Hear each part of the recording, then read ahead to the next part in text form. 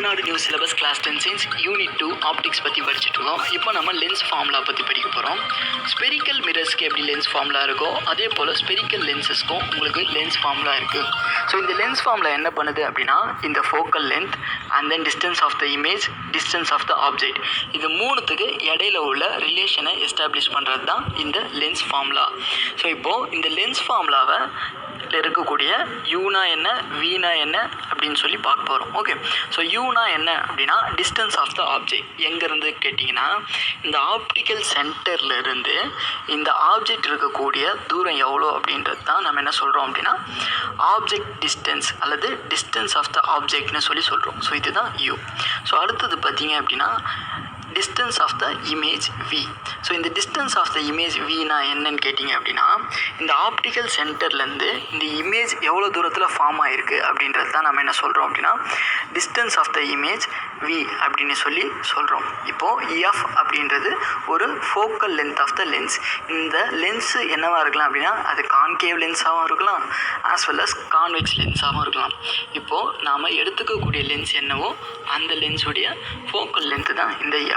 Okay, so இப்போது நம்ம எடுத்துருக்கக்கூடிய ஃபோக்கல் லென்த் அண்ட் தென் இந்த distance of image and then distance of the object, இது மூணுத்தையும் ரிலேட் பண்ணக்கூடிய ஒரு ஃபார்முலா தான் இந்த லென்ஸ் ஃபார்முலா. இது எப்படி ரிலேட் பண்ணுதுன்னு கேட்டிங்க அப்படின்னா உங்களுக்கு வந்து ஒரு ரிலேஷன் கொடுத்துருக்காங்க. அது என்னென்னா 1/f = 1/v - 1/u. ஸோ இதுதான் என்ன அப்படின்னா லென்ஸ் ஃபார்முலா.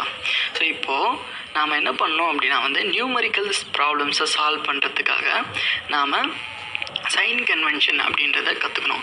ஸோ இந்த கார்ட்டீசியன் சைன் கன்வென்ஷனில் வந்து நம்ம என்ன பண்ண போகிறோம் அப்படின்னா டிஃப்ரெண்ட் டிஸ்டன்ஸை மெஷர் பண்ணும் பொழுது, அதாவது ரே டயக்ராம்ஸில் டிஃப்ரெண்ட் டிஸ்டன்ஸை மெஷர் பண்ணும் பொழுது அதோடைய சைனை எப்படி நம்ம எழுதுறது, சைனை எப்படி நம்ம கண்டுபிடிக்கிறது அப்படின்றது தான் இந்த கார்ட்டீசியன் சைன் கன்வென்ஷன் அல்லது சைன் கன்வென்ஷனில் நம்ம படிக்க போகிறோம்.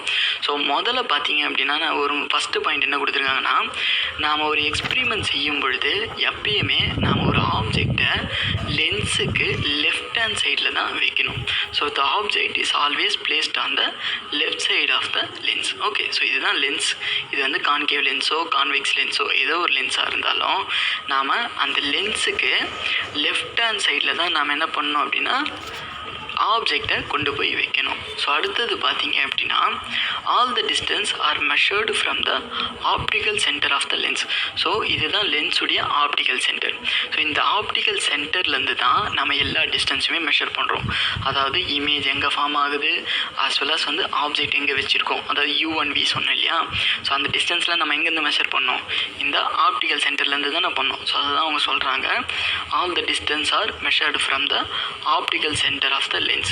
ஸோ அடுத்தது பார்த்தீங்க அப்படின்னா the distance measured in the same direction as that of the incident ray light are taken as positive. அதாவது இப்போ வந்து லைட் ரே வந்து இந்த டைரெக்ஷனில் இருக்குது, அதே டைரெக்ஷனில் வந்து நீங்கள் டிஸ்டன்ஸை மெஷர் பண்ணிங்க அப்படின்னா அந்த டிஸ்டன்ஸை நம்ம பாசிட்டிவாக எடுத்துக்கணும். அதுவே நீங்கள் லைட் ரே போகிற டைரெக்ஷனுக்கு ஆப்போசிட் டைரெக்ஷனில் டிஸ்டன்ஸை நீங்கள் மெஷர் பண்ணிங்க அப்படின்னா அதை நாம் நெகட்டிவ் வேல்யூவாக எடுத்துக்கணும். ஓகே, ஸோ அதை தான் இங்கே சொல்கிறாங்க. So the distance measured in the same direction as that of the incident light are taken as positive. So ஒரு ரே டயக்ராமில் இன்சிடென்ட் லைட்டுடைய டைரெக்ஷன்லேயே நம்ம டிஸ்டன்ஸை மெஷர் பண்ணோம் அப்படின்னா அந்த டிஸ்டன்ஸை பாசிட்டிவ் ஆக்குவோம்.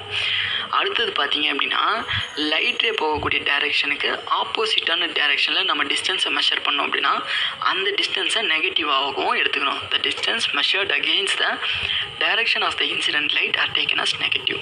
ஸோ அடுத்த ரெண்டு பாயிண்ட்டும் என்ன பார்க்குறீங்க அப்படின்னா வந்து இப்போ வந்து இந்த பிரின்சிபல் ஆக்சிஸ் இருக்கு இல்லையா. ஸோ இதுதான் நம்ம பிரின்சிபல் ஆக்சிஸ்னு சொல்லி சொல்கிறோம். The distance measured upward and perpendicular to the principal axis is taken as positive. இப்போது டிஸ்டன்ஸ், இப்போ ஆப்ஜெக்டுடைய ஹைட் மெஷர் பண்ணுறோம் வச்சுக்கோங்களேன். ஸோ அது ஒரு டிஸ்டன்ஸ் ஹைட் இல்லை. ஸோ இந்த ஹைட்டு நம்ம வந்து பிரின்சிபல் ஆக்சிஸ்லேருந்து பர்பண்டிகுலராக அப்வர்டாக நம்ம மெஷர் பண்ணோம் அப்படின்னா ஸோ இந்த டிஸ்டன்ஸ் மெஷர்டை நம்ம என்ன இதுவாக எடுத்துக்கணும் அப்படின்னா வந்து பாசிட்டிவாக எடுத்துக்கணும். அதுவே இந்த ஆப்டிக்கல் ஆக்சிஸ்க்கு பர்பண்டிகுலராக பட் ஆனால் டவுன்வர்டாக நம்ம மெஷர் பண்ணோம், டிஸ்டன்ஸை மெஷர் பண்ணோம் அப்படின்னா அதை நாம் நெகட்டிவாக எடுத்துக்கணும். So the distance measured downward and perpendicular to the principal axis are taken as negative. So இதுதான் பிரின்சிபல் ஆக்சிஸ். இந்த பிரின்சிபல் ஆக்சிஸ்க்கு பர்பெண்டிகுலராக அப்வர்டாக இருக்கக்கூடிய டிஸ்டன்ஸஸை பாசிட்டிவாகவும், ஸோ இந்த பிரின்சிபல் ஆக்சிஸ்க்கு பர்பெண்டிகுலராக டவுன்வர்டாக நம்ம மெஷர் பண்ணக்கூடிய டிஸ்டன்ஸை நெகட்டிவாகவும் எடுத்துக்கிறோம். ஸோ இதுதான் என்ன அப்படின்னு பார்த்தீங்கன்னா சைன் கன்வென்ஷன் அல்லது கார்ட்டீசியன் சைன் கன்வென்ஷன். ஸோ இந்த 6 பாயிண்ட்ஸுமே நியூமெரிக்கல் ப்ராப்ளம்ஸை சால்வ் பண்ணுறதுக்கு ரொம்ப முக்கியமான ஒன்று. நமக்கு இது தெரிஞ்சால் தான் நம்மளால் கரெக்டாக ஃபோக்கல் லென்த்து கண்டுபிடிக்க முடியும். தேங்க்யூ.